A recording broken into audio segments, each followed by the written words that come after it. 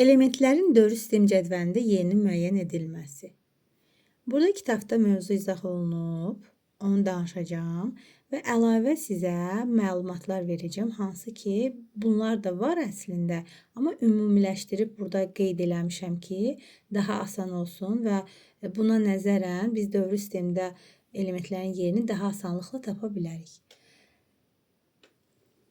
Əsas yarım qrup elementlərində, yəni S və P elementlərində xarici energetik təbəqənin nömrəsi dövrü göstərir, xarici energetik təbəqədəki elektronların sayı isə qrupu göstərir.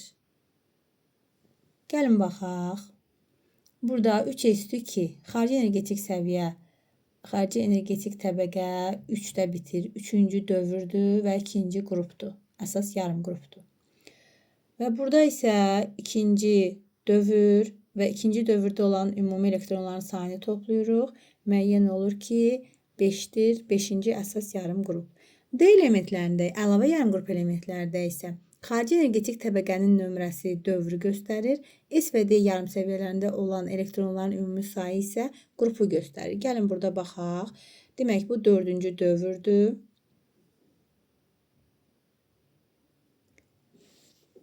Gəlin burada nümunəyə baxaq. Nümunə bu tərəfdədir. Bu 4-cü dövrdür və burada 3D, 6 və 4S2 yazılıbdır. Yəni biz 6 ilə 2-ni toplayırıq. Demək ki, bu element harda yerləşir? 8-ci əlavə yarım qrupda yerləşir. Burada da yenə də baxsaq görərik ki, 3D, 5 və 4S1 toplayanda görürük ki, 6-cı əlavə yarım qrupda yerləşir və dövrü də 4-cü dövrdür. D elementlərinin dövrü cədvəlində yerini təyin edərkən sonuncu S və D yarım səviyyələrdə olan elektronların ümumi sayı 9 və 10 olanda bu elementlər yenə də 8-ci əlavə yarım qrupda yerləşir. 11 olanda 1-ci əlavə yarım qrupda yerləşir. 12 olanda isə 2-ci əlavə yarım qrupda yerləşir. Bunu da yadımızda saxlayaq. Bu bizə sualları cavablayanda lazım olacaqdır. Bizim ümumi məlumatımız idi. Burada bir nümunə də var. Bunu da sizə göstərim. Baxın, burada da yenə də göstərilib 4S2, 3D10 və 4P4. Və burada 3D'miz artıq tamamlanıbdır. Bu bizə lazım deyil. Bəzən belə suallarda verirlər.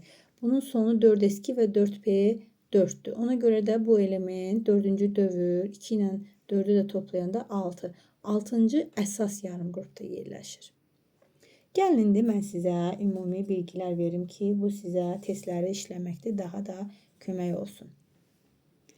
Demək, ümumiyyətlə elektronun formulunu düzəldən zaman bu ardıcıllığa diqqət eləmək lazımdır. Bu kitabda var.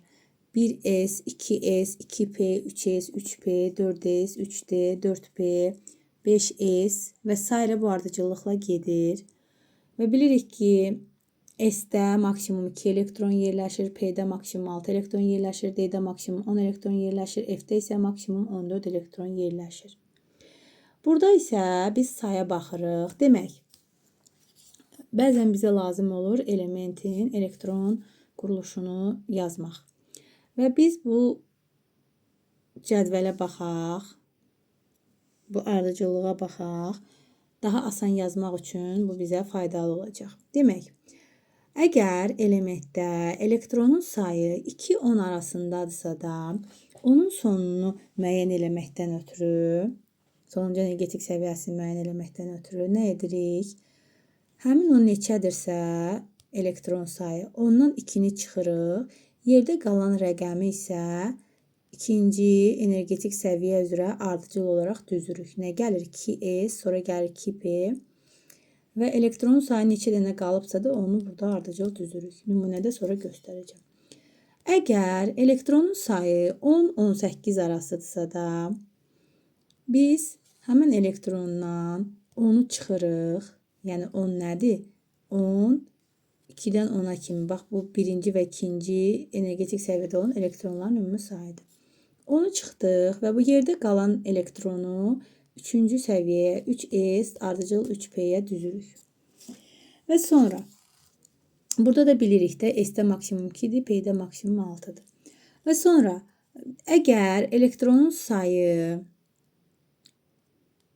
18 ilə 30 arasıdırsa da, burada 10 ilə 18 arası dedik. 18 ilə 30 arasıdırsa da, biz verilən elektronun sayından 18-i çıxırıq. Yerdə qalan neçə elektron qalıbsa da, onu 3D və 4S-ə yazırıq.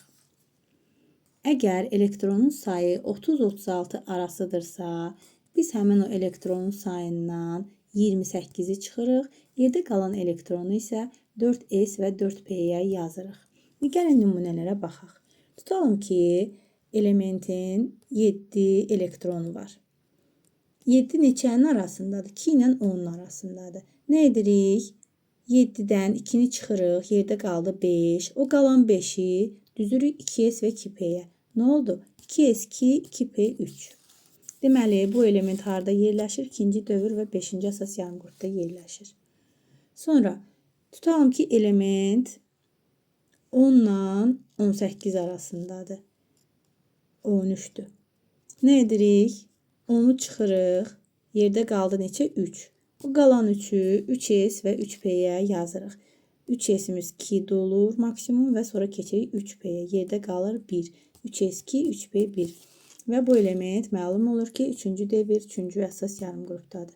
Əgər element 18 ilə 30 arasındadırsa da elektron sayı, misal üçün 22-dirsə də, 18-i çıxırıq.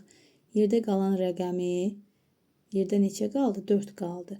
Həmin o rəqəmi 3D və 4S üzərinə yazırıq. Burada olur 3D, birinci yazırıq 4S2-ni, yerdə qaldı 2, onu da yazırıq 3D-yə. Oldu 3D2. Deməli, bunun da yeri dövrü sistemdə 4-cü dövr, 4-cü əlavə yarım qrupdur.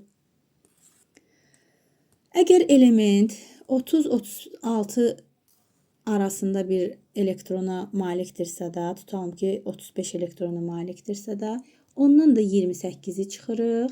28-i çıxandan sonra qalır 7. Qalan rəqəmi isə burada 4S və 4P-yə ardıcıl olaraq yazırıq. 4S2, 4P5. Və məlum olur ki, bu element 4-cü dövr, 7-ci əsas yarımqrupda yerləşir. Yadımızda saxlayaq.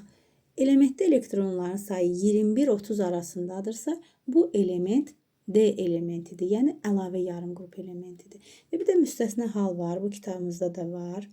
Xrom elementində 4S yarım səviyyəsində 1 elektron var. Yəni 2 dolmamış keçir D-yə. Deməli, onun elektron quruluşu olur 4S1, 3D5 və misdə isə, kuprumda isə 29'u yerləşdiririk. Burada da 4S'də 1 elektron, 2 dolmamış keçir 3D və 3D 10'dur. Bunu yadda saxlayaq. Suallarda, testlərdə bu çox düşür. Müstəsna haldır. Bu qədər. Uğurlar.